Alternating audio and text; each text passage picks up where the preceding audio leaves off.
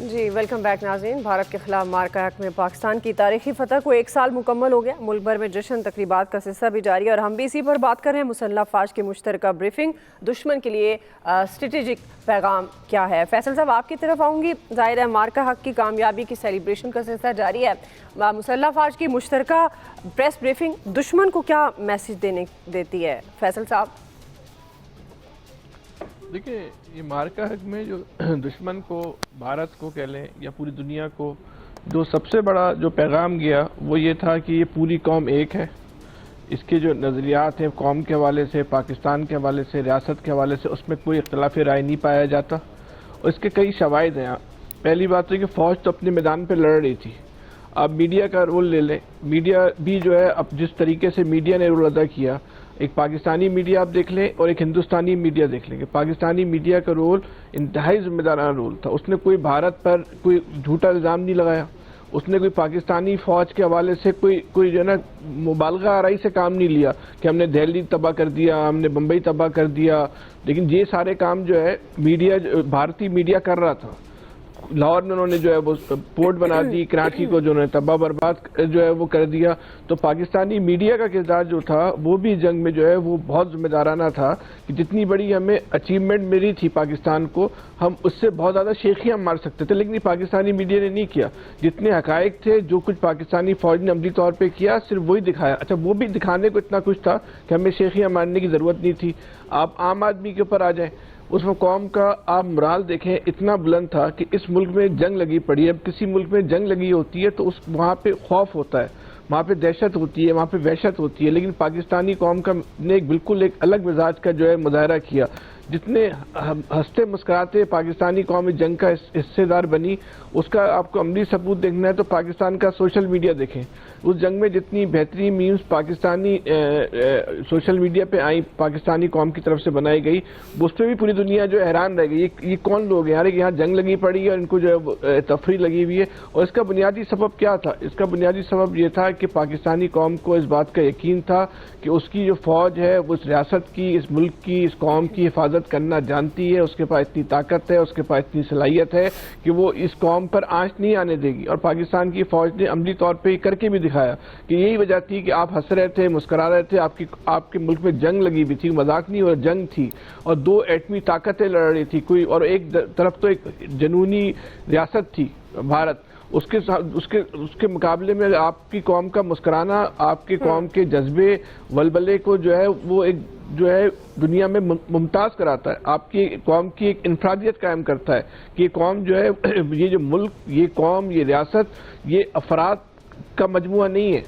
یہ نظریاتی بنیادوں پہ جو ایک قوم جو ہے, یہ اس خطے میں ایک ایسی قوم رہتی ہے جو نظریاتی بنیادوں پہ جو ہے وہ اس نے اپنے ذہنوں کو جو ہے وہ استوار کیا ہوا ہے. یہ خالی رش نہیں ہے قوم, یہ ایک مکمل طور پہ جو اس کی جو پاکستان اسٹڈیز میں جو اس کی تعریف ہوتی ہے پولیٹیکل سائنس میں, قوم کس کو کہتے ہیں, وہ اس پہ پوری اترتی ہے قوم. تو اس لحاظ سے اس جنگ کے بہت سارے پہلو ہیں جتنے پہ آپ اس پہ نظر ڈالنا چاہیں, روشنی ڈالنا چاہیں, وہ ختم نہیں ہوگا. لیکن اس قوم کا ولولہ جو ہے, اس ولولے نے بھی جو ہے بھارت کو اتنا پریشان کیا ہوا ہے کہ آج تک بھارت جو ہے یہ بھی نہیں سمجھ پایا. کبھی یہ جب تاریخ لکھی جائے گی اس جنگ کی تو پاکستانی فوج کا جہاں اس کا صلاحیتوں کا اعتراف کیا جائے گا, وہاں پاکستانی قوم کی نفسیات کا بھی جو ہے نا ضرور احاطہ کیا جائے گا کہ یہ نفسیاتی طاقت جو اس قوم کے اندر آئی وہ کیسے آئی تھی. صحیح. جی الیاس صاحب. دیکھیں, یہ سب کے سامنے ہے کہ ان کے نے خود اعتراف کیا ہے اپنے جہازوں کے گرنے کا. 8-0 جو ہے بالکل جو ہے اس بات کا وہ کر بھی چکے ہیں. اور سب سے بڑی تو جب جنگ سٹارٹ ہوئی, جب انہوں نے شروع کی اور پھر جب ہم نے سٹارٹ کی تو صرف چند منٹ کی بات تھی. اس کے بعد یہ ان کا براموس گرا, یہ تباہ ہوا, پھر ان کے رافیل تباہ ہوئے. تو پھر یہ تھا کہ انہوں نے جہاز اڑانا بند کر دیے, کیونکہ ان کو پتہ تھا کہ جو جہاز اڑتے ہیں ان کے وہ واپس, اور بھاگ کے اپنی سرحدوں میں گھس گئے. اور پھر جو بھی تھا وہ ان کے سامنے تھا. پھر معافیاں مانگتے دکھائی دے رہے تھے کہ کس طرح کے, اور جس انداز سے پاکستان ہے ہمارا, دنیا بھر حیران ہے کہ جس طرح وہ ساری رات لگے رہے, ایک رات پہلے, کہ جی انہوں نے لاہور میں آ کے ادھر بندرگاہ پر قبضہ کر لیا, یہ کر لیا, وہ کر لیا, کراچی چلے گئے, اس کو گرفتار کر لیا. تو جب صحیح اصل ایکچول ہوئی تو اس کے بعد سب خاموش ہو گئے کیونکہ پورا بھارت اندھیرے میں ڈوب گیا تھا.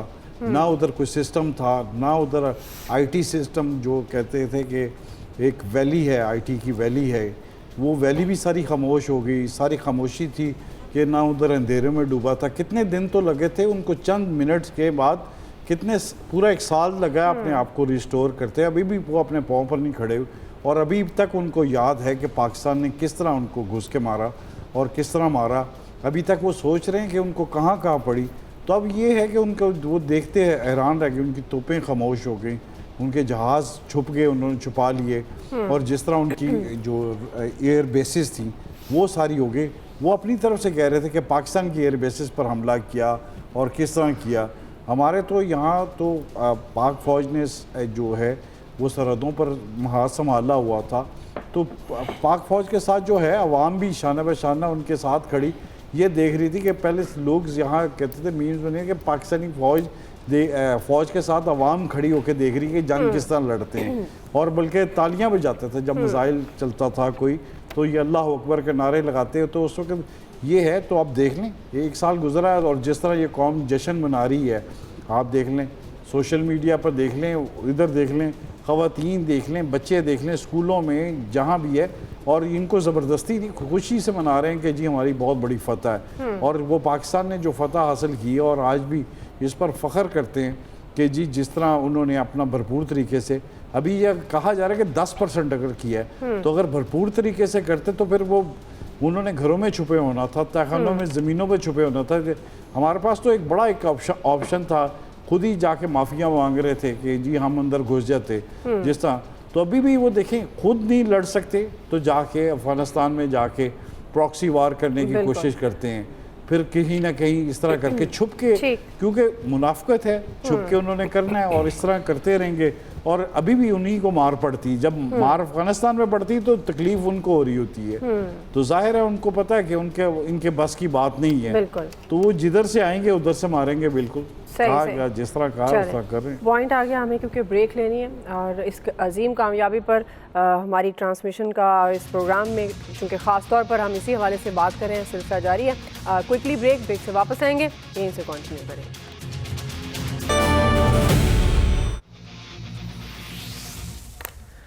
ویلکم بیک ناظرین, ہم مارکہ حق کی کامیابی پر اس خصوصی ٹرانسمیشن میں موجود ہیں, اور ہم بات کر رہے ہیں ایک تاریخ ساز کامیابی جس کو 1 سال مکمل ہو گیا ہے. ملک بھر میں جشن اور تقریبات کا سلسلہ بھی جاری ہے. شکیل انجم صاحب آپ کی طرف آ رہی ہوں. ظاہر ہے یہ کامیابی ہے اور سب پاکستانی خوش ہیں, اور جب 1 سال پیچھے چلے جائیں جب یہ موقع تھا, اور اس وقت بھی جس طرح سے پاکستانیوں نے قوم ہونے کا ثبوت دیا, وہ یقیناً تاریخ میں یاد رکھا جائے گا. لیکن شکیل انجم صاحب, بھارت تاریخی ذلت سے کوئی سبق سیکھے گا؟